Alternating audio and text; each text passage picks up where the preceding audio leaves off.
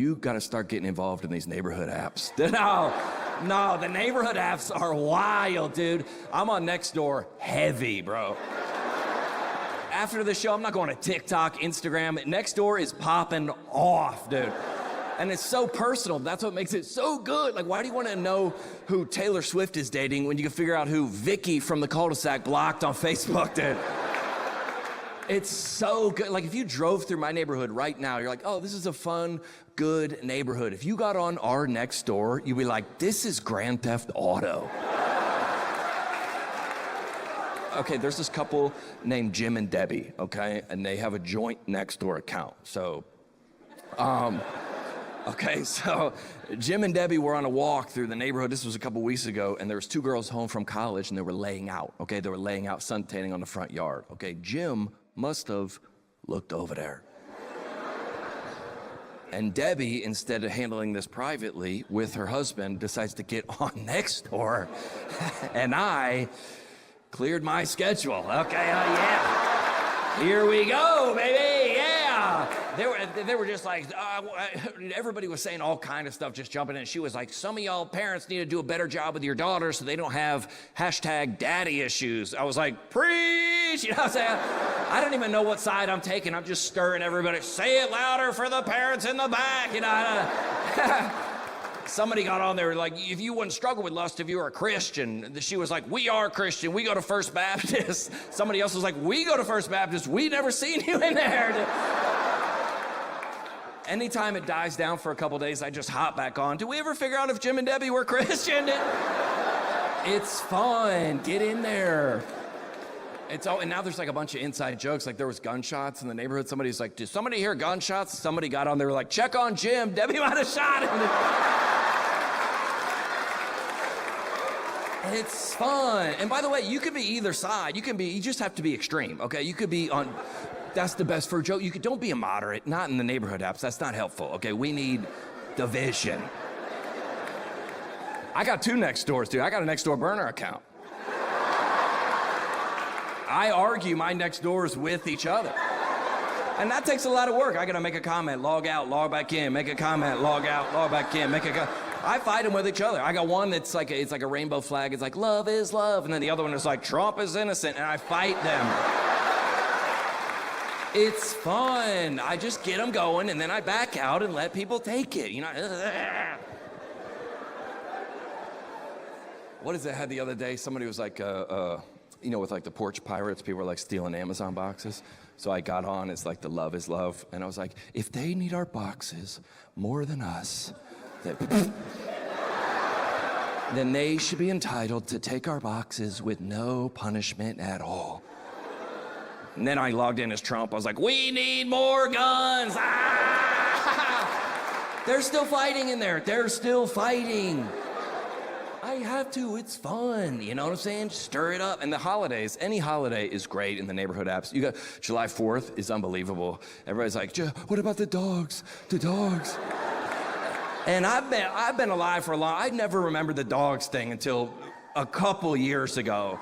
The dogs were fine with fireworks my whole life, and then now they're like, they need emotional support too. And I'm like, what?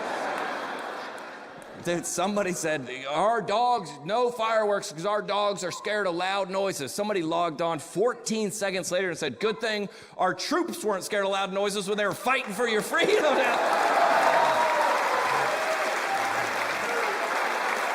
It's fun. I'll be liking posts, thumbs up, you know what I'm saying, on either side. I just, you know. Somebody posted a meme on July 5th, true story, and said, keep your animals and children quiet. Some of us have been up all night shooting off fireworks, dude. That's funny, dude. That's funny. You gotta get in there. And like Halloween's a classic holiday too, because our HOA, they had a rule. They were like, no decor in your front yard associated with death. You can have like a, wheat stalk or like a pumpkin, but you can't have like a skeleton or like a zombie. That was there. No decor associated with death. Somebody logged on and was like, well, Vicky needs to dig up those azaleas because they've been dead for 3 months. Somebody's like, what if my skeleton identifies as alive? I was like, all right. Okay, so we're in line at a restaurant or something. You're like, I play football. I'm a comedian. We chat it up, okay? Because everybody has a job here on earth. But in heaven, there's no jobs, okay? And I think I think to break the ice, and this is just me, this is how my brain works, I think you would ask, how did you die? Wouldn't that be the first question you would want to know from everybody? How'd you die? I was in a hot air balloon accident. What? How did you die? I was getting baptized. I got eaten by a crocodile. That's the wildest story I ever heard. You want to go up to heaven with something fun on your resume. No, because that's crazy, because from like 2020 to 2022, a lot of people died of COVID. You know what I'm saying? Okay, well, let me say it this way. A lot of people died of a lot of things, and they said it was COVID, but now...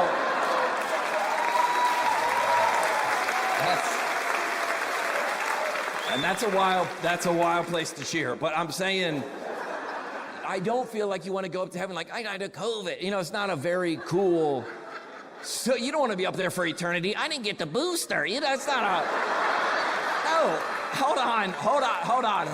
I'm not talking about the people who really died of COVID. I'm talking about the people who died of something else and then they said it was, like imagine if you were at a cafe out here and there was a stroller that rolled into the street. A bus was coming. You hopped up, ran over there, boom, boom, boom, jumped in front of the bus, pushed the stroller away, saved a kid's life. You got run over, you had the sniffles, and they were like, he died of COVID. I would be in heaven HR day one. You gotta switch this death certificate, bro. I died a hero. Because you can't lie up there. You don't want to be like if you're like, I died of COVID, they're gonna make fun of you, okay? Not to your face, they're Christian, behind your back, but I'm saying, no, okay. If you died were like a missionary and you were like a martyr for the faith, in heaven you get extra rewards, correct? So if you died, delivering the gospel to, okay, stop laughing at that joke. If you died a martyr for the faith, you're up there, what's up?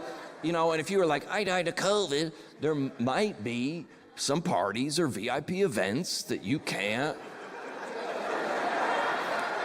get into, and that's fine, okay? You're just up there behind the velvet rope, and you're like, I wonder what are they doing in there, And you look over, and Fauci's like, my bad, bro. My bad, bro. I'm just kidding. He's not up there. No. I got a big family. I'm one of 8 kids, okay? Everybody's married except for me and my brother, so we have a big group text, okay? We have a huge group text, and it's very, it's very diverse group text, right? Everybody's white, but it's, it's very, like politically and, like, geography, everybody's very diverse, and everybody's trying to get along in there. All of our families like that. We're trying to keep the peace, and no one's ever being honest, okay? No one's ever saying the truth, all right? Like, a couple weeks ago, my sister had a baby, all right? And then I don't know, that's all right. I don't know why I did that, sorry. My bad. I looked you in the eye for that, and that was unnecessary, lady. Sorry. Why did I act that out? I don't know. Okay. No, okay. My sister had a baby. Oh, this one. Okay, my sister had a baby, and then she put the baby goes on the chest, and then they take that photo in the group text. You know this photo, right? The mom is still sweating. Okay, clothes barely hanging on.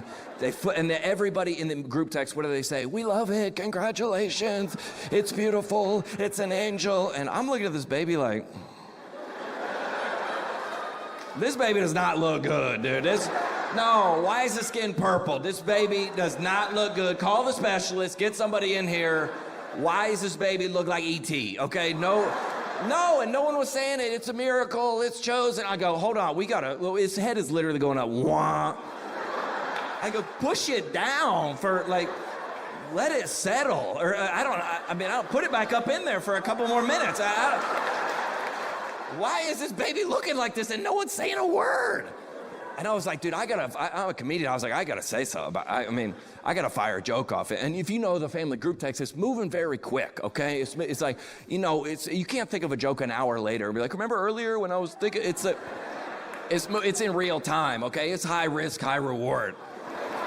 I'm looking at this baby, and all my brothers, by the way, who we built tree houses and bike ramps with, I go, I know they're seeing this baby. And I was like, I'm gonna put a joke in here, because my sister, she's asleep, okay, and the baby's lit. The baby's not gonna see it, so it's a win-win, okay? So this baby's head is literally, wah. So me and my brothers, growing up, our favorite movie was this movie called Coneheads.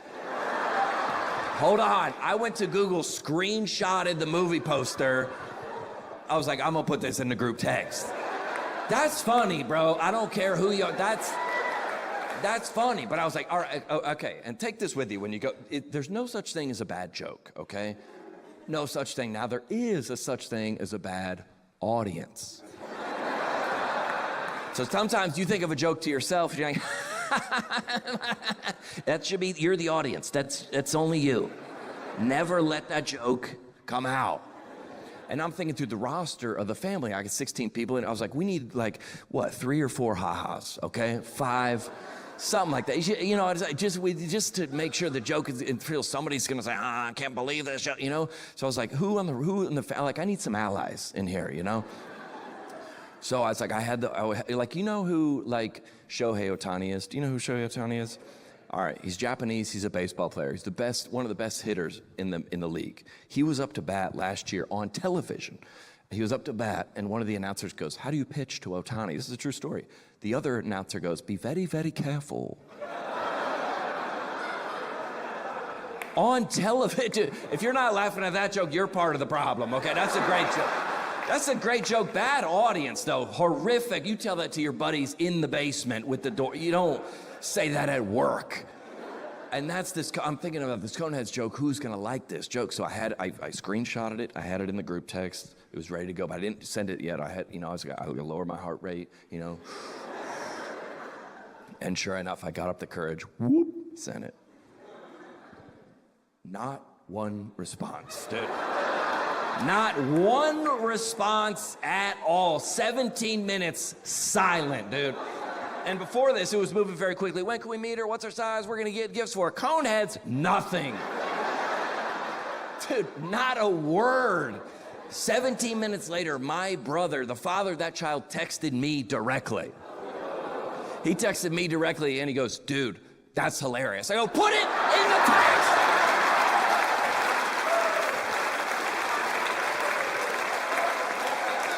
Put it in the text. He's like, I can't, my wife would kill me. I was like, they're killing me!